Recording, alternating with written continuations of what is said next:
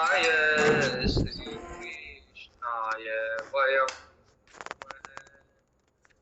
कृष्णं नारायणं वन्दे कृष्णं वन्दे व्रजप्रियं कृष्णं द्वैपायनं वन्दे कृष्णं वन्दे वृषभासुतम्।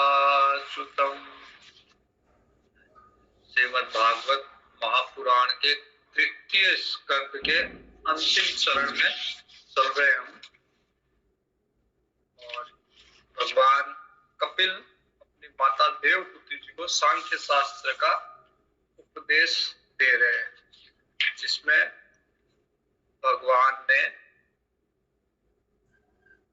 आत्मा का ज्ञान, अष्टांग योग, भक्ति योग, आत्मा अनात्मा का विभाग, भेद तत्व से उसको जानना, ये सारी बातें बताई। और उसके बाद में अब दो तरह के मार्ग, प्रवृत्ति मार्ग और निवृत्ति मार्ग पे विचार कर रहे हैं। तो दो तरह के मार्ग, चार पुरुषार्थ है, अर्थ, धर्म, काम और मोक्ष। तो उसमें तीन पुरुषार्थ, अर्थ, धर्म और काम मार्ग में है और मोक्ष जो निवृत्ति मार्ग में है। निवृत्ति मार्ग जब तक कामना रहती है तब तक व्यक्ति प्रवृत्ति मार्ग में चलता है, और जैसे कामना पूरी हो गई, मन से में वैराग्य उत्पन्न हो गया सभी भोगों के प्रति, तो फिर वो निवृत्ति मार्ग की तरफ चलेगा। तो वेद में भी प्रवृत्ति और निवृत्ति दोनों मार्ग बताए गए हैं, और कैसे उस प्रवृत्ति मार्ग को भी अनुशासित किया जाए, संयमित किया जाए, इसके लिए वेदों में कुछ चीजों को करने के लिए कहा गया है, कुछ को निषेध किया गया है। तो अगर वेद का अनुशासन मानते हुए प्रवृत्ति मार्ग में चला जाए, जो बात वेद ने कही गई है उन बातों का अनुसरण करते हुए प्रवृत्ति मार्ग के अर्थ, धर्म, काम को भोगा जाए, वो किया जाए, तो फिर व्यक्ति निवृत्ति के लिए तैयार होता है। कईयों का जन्म से निवृत्ति मार्ग में उनकी रुचि रहती है, लेकिन अधिकतर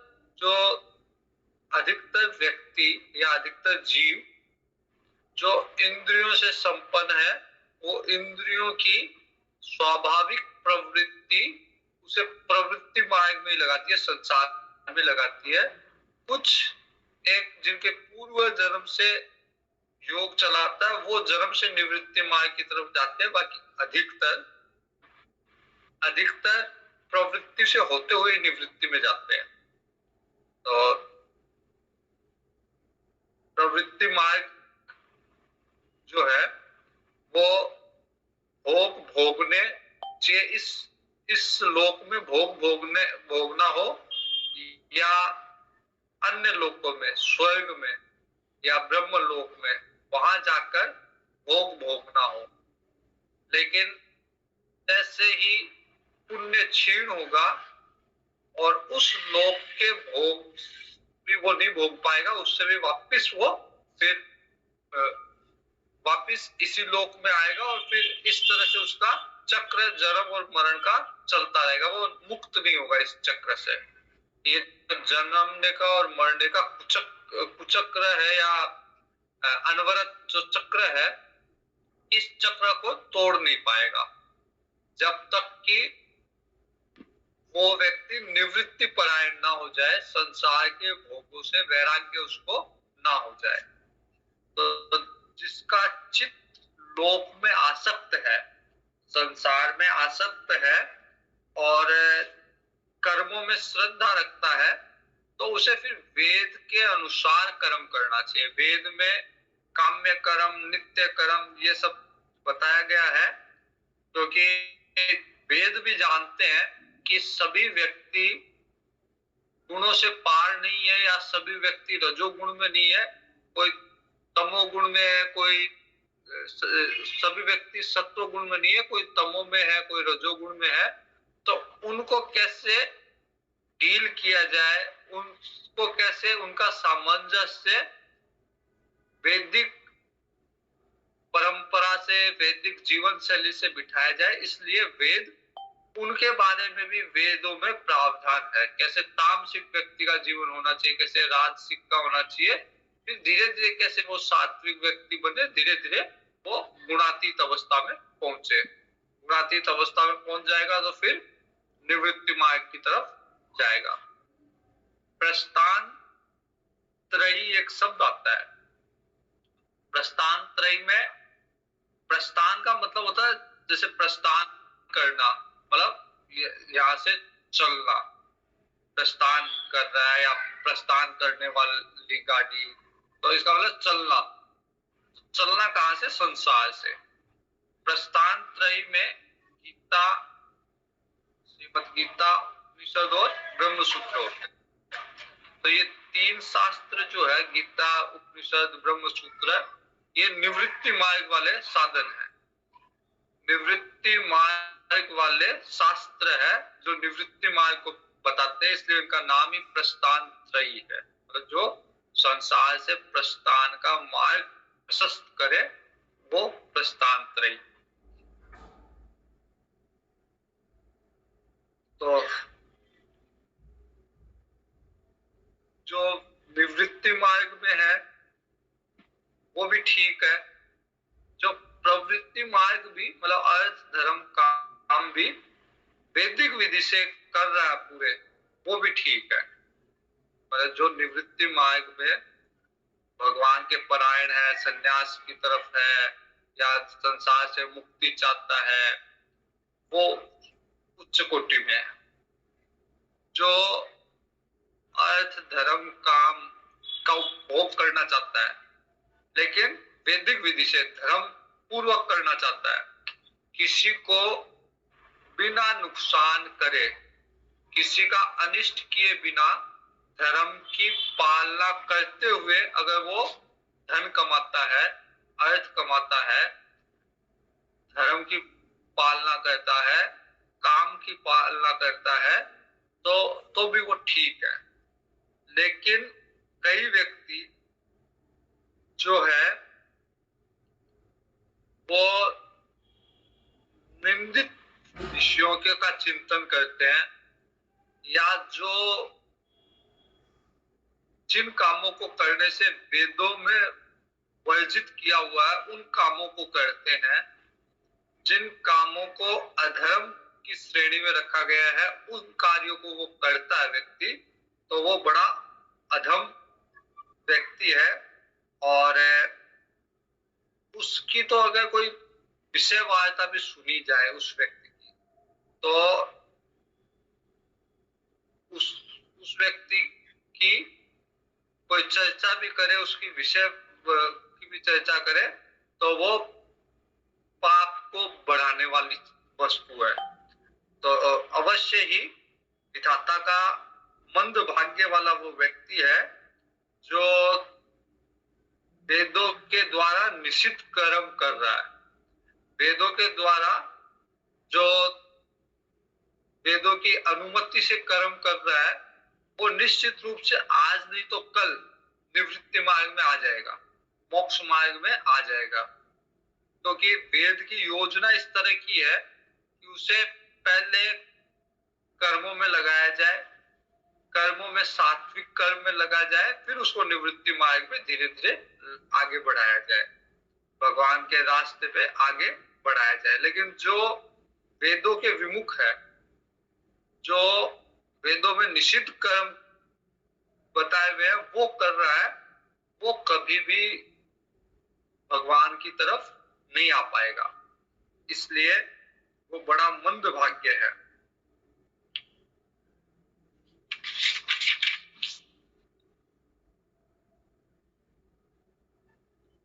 तो ऐसे लोग अगर कुछ दान पुण्य भी करते हैं, कुछ पुण्य भी कमाते हैं, लेकिन भगवान की तरफ उनका मन नहीं है, तो वो पुण्य के प्रभाव से कुछ सुख यहाँ पे भोगेंगे और पुण्य अगर अधिक हुआ तो अन्य लोकों में जाके, स्वर्ग में जाके सुख भोगेंगे या अन्य लोकों में जाके सुख भोगेंगे। लेकिन जैसे ही पुण्य क्षीण हो जाएगा वापिस वो गिर के पृथ्वी लोक पे आ जाएंगे और वापिस फिर जन्म और मरण के चक्कर में पड़ जाएंगे। भगवान का जो भक्ति योग सांख्य शास्त्र में बताया गया है कपिल भगवान के द्वारा, वो भक्ति योग तुरंत वैराग्य को उत्पन्न करने वाला है। संसार से कैसे, संसार से छूटने का एक ही तरीका गीता जी में भगवान ने बताया, असंग शस्त्रेण दृढ़ेन छित्त्वा। जो वैराग्य रूपी शस्त्र है उससे संसार की जड़ों को काटना चाहिए। संसार में जैसे जैसे मान लीजिए कोई भी पदार्थ का सेवन करते हैं तो उसके पीछे कामना, इच्छा ही होती है। जब इच्छा है तो फिर हम पदार्थ को भोग करते हैं, उसका सेवन करते हैं, उसको प्राप्त करने का प्रयास करते हैं। लेकिन मान लीजिए किसी वस्तु से हमारे मन में वैराग्य है, घृणा है या वैराग्य है। जैसे अगर मांसाहार के प्रति हमारे मन में वैराग्य है तो कितना ही अच्छा मांसाहार बना हो, कितना ही अच्छा मांसाहार हमें परोसा जाए, हमारे सामने रखा जाए, हमारा मन चलेगा ही नहीं। तो वहां से हमारी एक तरह से मुक्ति है। वहां से जो असंग रूपी शस्त्र है उससे हमने उसकी जड़ें काट दी। अब वो कभी भी हमारे मन को प्रभावित नहीं कर सकता। तो इस तरह असंग रूपी या वैराग्य रूपी शस्त्र से संसार की जड़ों को काटा जा सकता है।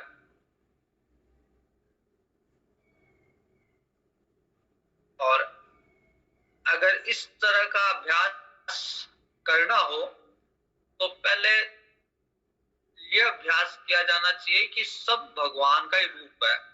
जो भगवान स्वयं जो है वो जीव है, भगवान ही शरीर बन गए, भगवान ही विषय है, भगवान ही इंद्रिया है। अनेक रूपों में भगवान ही प्रकट हो रहे हैं, प्रतीत हो रहे हैं।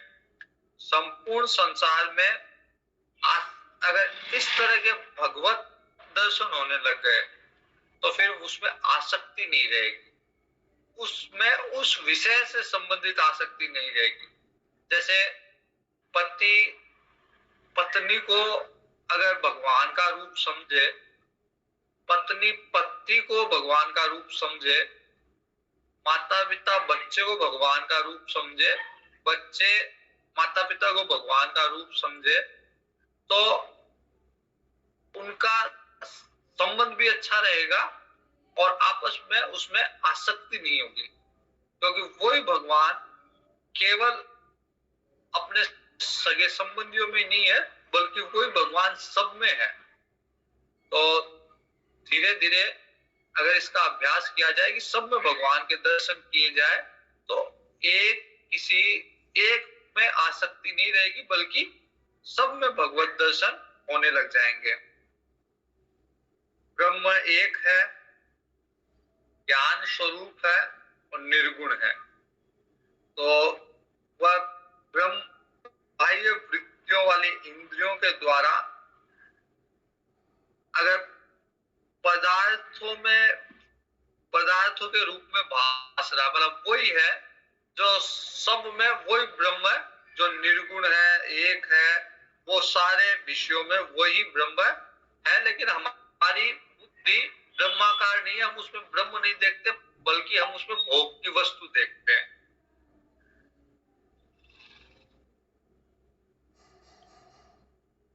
तो ब्रह्म, हर चीज में ब्रह्म का दर्शन कौन कर सकता है? जो श्रद्धा भक्ति और वैराग्य से निरंतर योगाभ्यास करे और एकाग्र चित्त से असंग बुद्धि जिसकी हो गई है वो सब में ब्रह्म के दर्शन कर सकता है। अन्यथा तो हमें उसमें भोग की वस्तु ही दिखेगी। अगर स्त्री है तो उसको पुरुष में पुरुष है तो स्त्री में उसको ब्रह्म के दर्शन नहीं होंगे, उसको तो उसका शरीर को भोगने की ही वृत्ति उसमें जागृत होगी। ये वृत्ति जागृत नहीं होगी कि ये भगवान है, ये ब्रह्म है, उसको भोग वृत्ति ही उसकी प्रभावी रहेगी।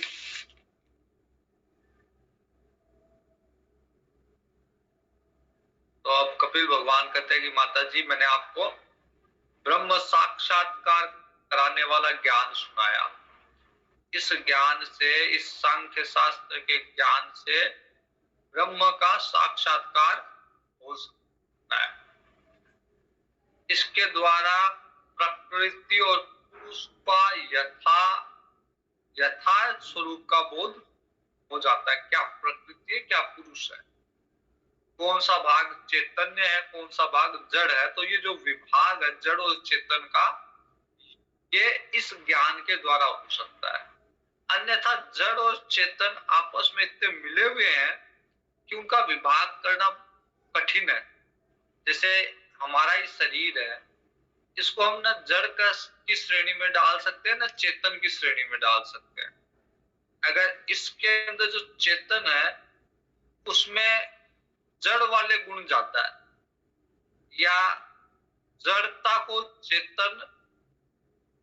को हम अपना स्वरूप मान बैठे हैं, तो जो जड़ और चेतन की ग्रंथि है आपस में, ग्रंथि मतलब जो गांठ लगी हुई है आपस में, इनका जो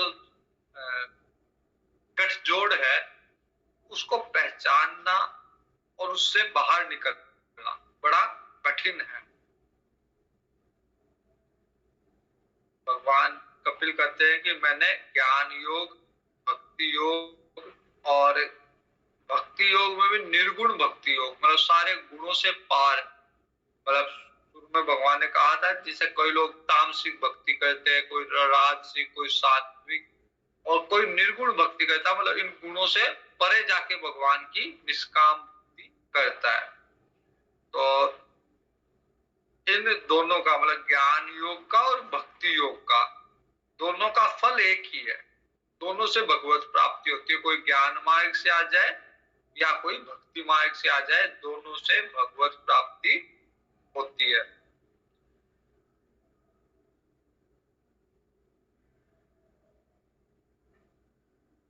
जैसे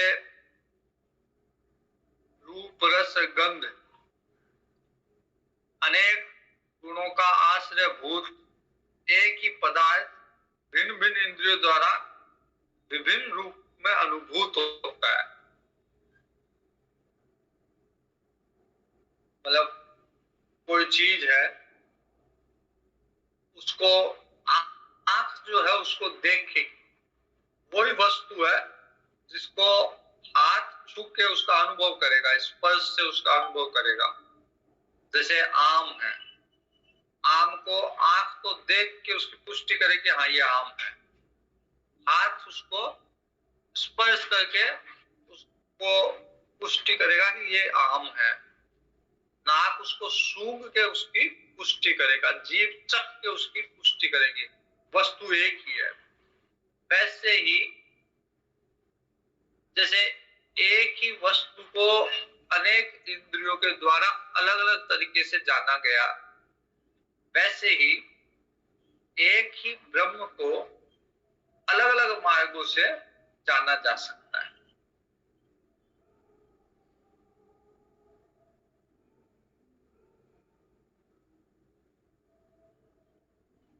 तो जितने भी नाना तरह के साधन है, यज्ञ, दान, तप, वेद अध्ययन, इंद्रियों का संयम, कर्मों का त्याग, योग, भक्ति योग, निवृत्ति मार्ग, प्रवृत्ति मार्ग, निष्काम योग, ये सब जितने भी ज्ञान, आत्मा का ज्ञान, ये जितने भी साधन है उनका उद्देश्य भगवत प्राप्ति है। अगर ये कोई भी साधन भगवत प्राप्ति ना कराए तो फिर ये साधन बेकार है। इनका उद्देश्य भगवत प्राप्ति है।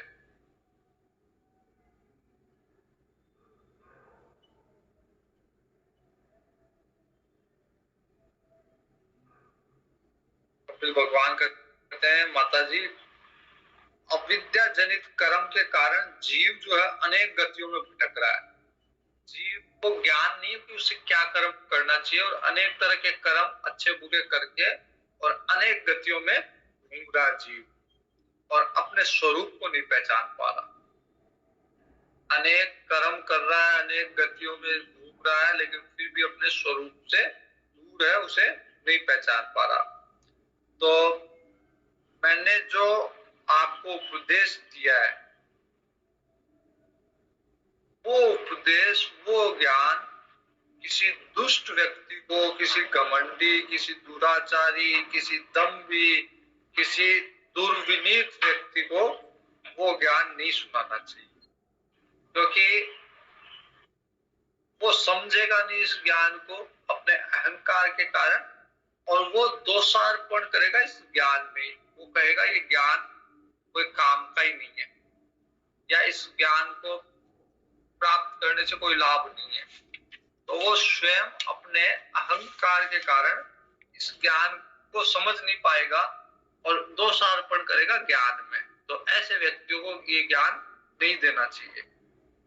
या कोई बहुत ज्यादा विषय लोलुप है, इंद्रियों के परवश है, ग्रहासक्त है, भगवान का भक्त है ही नहीं, या भक्तों से द्वेष करने वाला है, उसे भी ये उपदेश नहीं करना चाहिए।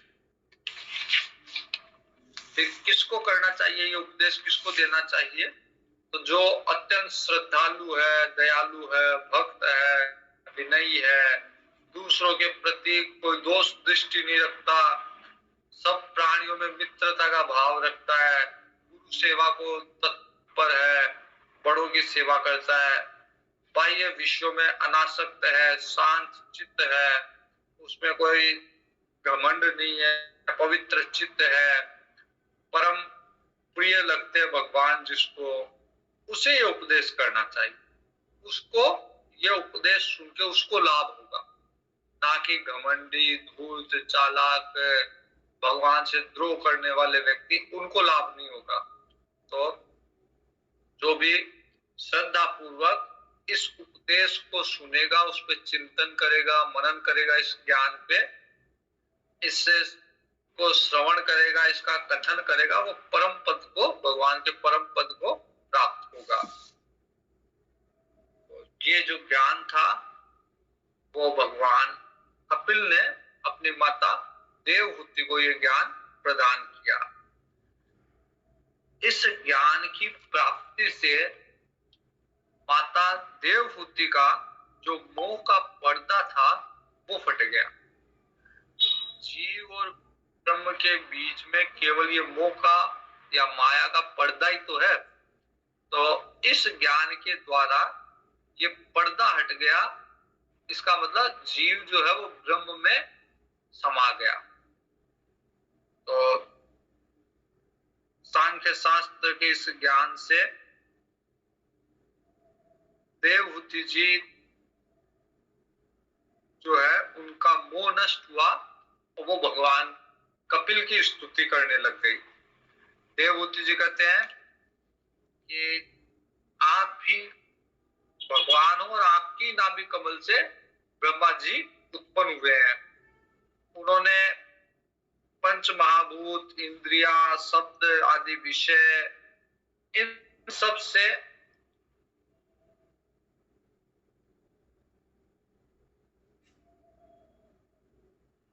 से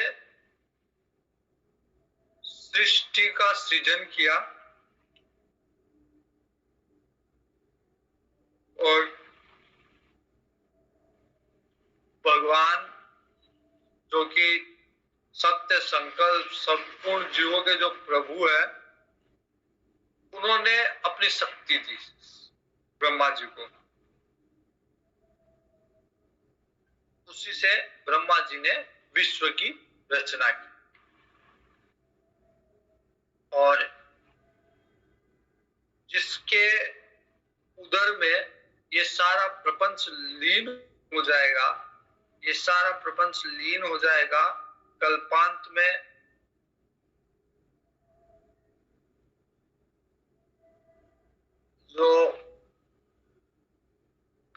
अंत में जो भगवान वट वृक्ष के पत्ते के ऊपर शयन करेंगे, बाकी सब लीन हो जाएगा, वही भगवान है जो आपके रूप में मेरे गर्भ के अंदर आए हैं। मतलब कपिल भगवान आप वही हो जो भगवान कल्पांत में भी रहेंगे। तो माता देवहूति जी ने कपिल भगवान की स्तुति की और कहा कि यह आपका कपिल अवतार है, मुमुक्षुओं को ज्ञान देने के लिए आपने ये अवतार लिया है, पापियों का दमन करने के लिए, भक्तों का अभ्युदय करने के लिए, कल्याण करने के लिए आप समय समय पे देह धारण करते हो। जैसे वराह आदि अवतार आपने लिए, वैसे ही आपने मुमुक्षुओं को ज्ञान देने के लिए आपने कपिल अवतार धारण किया हुआ है। तो आपके नाम का श्रवण करने से, कीर्तन करने से, वंदन करने से चांडाल से चांडाल मतलब जितना भी पापी व्यक्ति है वो भी पूजनीय हो जाता है। आपका दर्शन करने से मनुष्य कृतकृत्य हो जाता है। आपका नाम का उच्चारण करने से तप, हवन, तीर्थ याटन, सदाचार पालन, वेदाध्ययन सब कुछ कर लेता है आपका नाम लेने से। तो आप साक्षात परब्रह्म हो, परम पुरुष हो।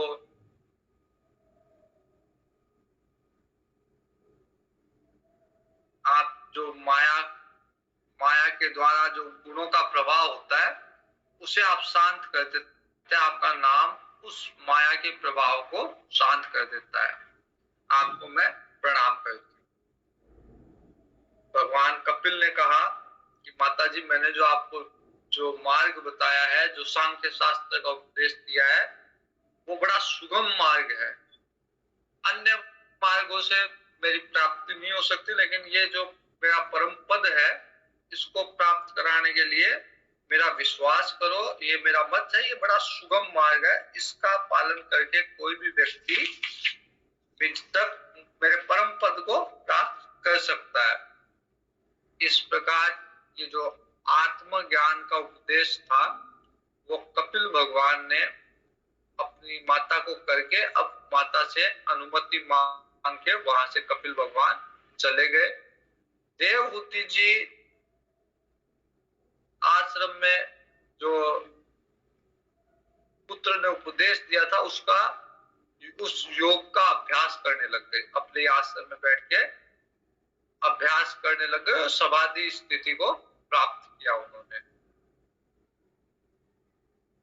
शरीर के द्वारा उन्होंने उग्र तपस्या की, जिससे उनका शरीर जो था वो कमजोर पड़ गया, दुर्बल हो गया, लेकिन तेज उस शरीर में विद्यमान रहा।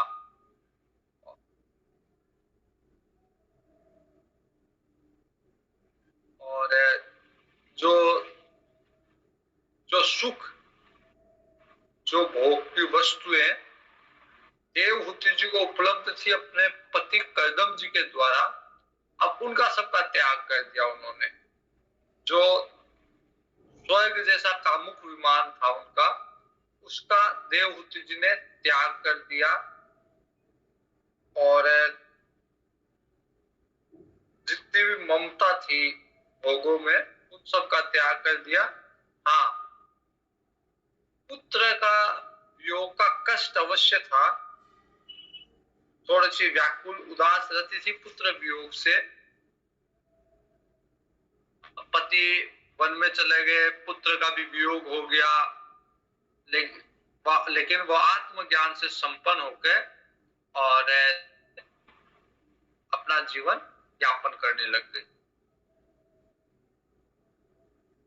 कपिल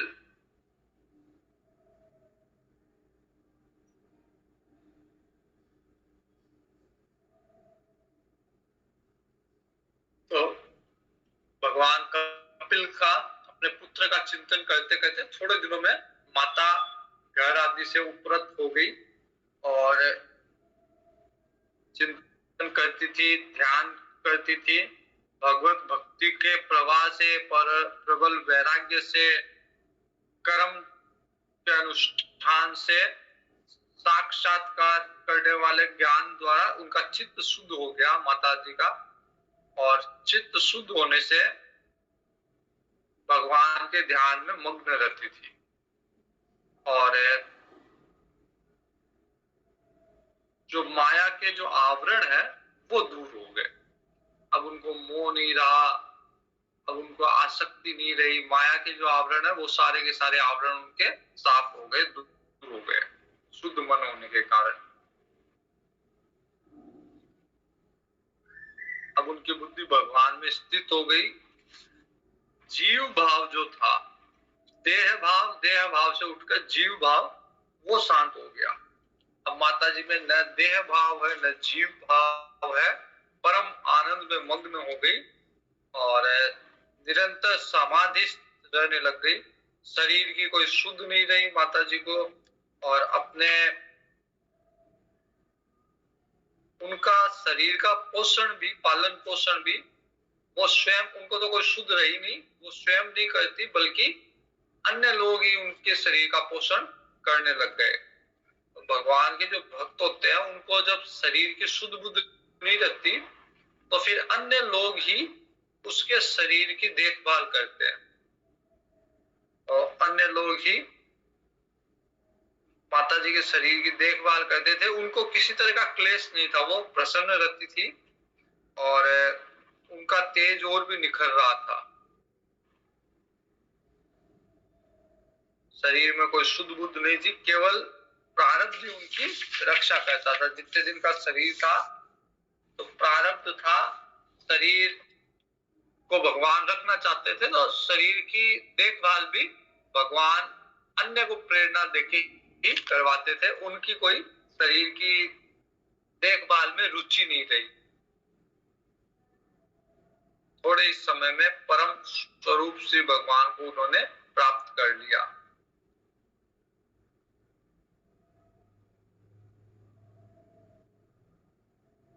शरीर के जितने भी दैहिक मल थे वो सारे दूर हो गए। एक भगवान में वो विलीन हो गई।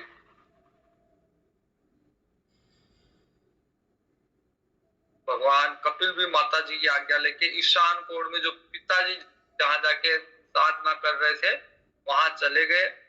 वहां एक स्थान पे समुद्र के तट पे बैठ के योग मार्ग का अवलंबन लेके समाधि अवस्था में रहने लग गए। और सिद्ध चारण मुनि जो थे वो उनको भगवान को, कपिल भगवान को सांख्य आचार्य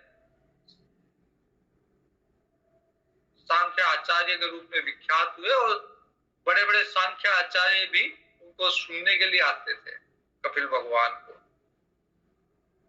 तो इस तरह मैत्री ऋषि कहते कि विदुर जी, मैंने आपको जो आपने पूछा था कपिल भगवान देवहूति जी के बारे में, वो परम पवित्र संवाद कपिल भगवान माता देवहूति जी का मैंने आपको सुनाया।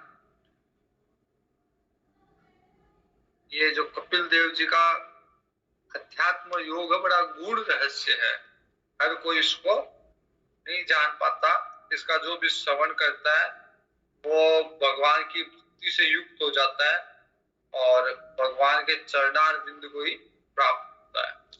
तो इस तरह से ये कपिल भगवान और माता देवहूति जी का संवाद था, जिसमें कपिल भगवान ने माता देवहूति जी को सांख्य शास्त्र का उपदेश दिया था। तीसरा स्कंद यहाँ पूरा होता है। भागवत जी का चौथा स्कंद विसर्ग, जिसको हम कल से प्रारंभ करेंगे। पूर्णमद पूर्णमिदं पूर्णात् पूर्णमुदच्यते पूर्णस्य पूर्णमादाय पूर्णमेवा अवशिष्यते। ओम शांति शांति शांति। हरि ओम। श्री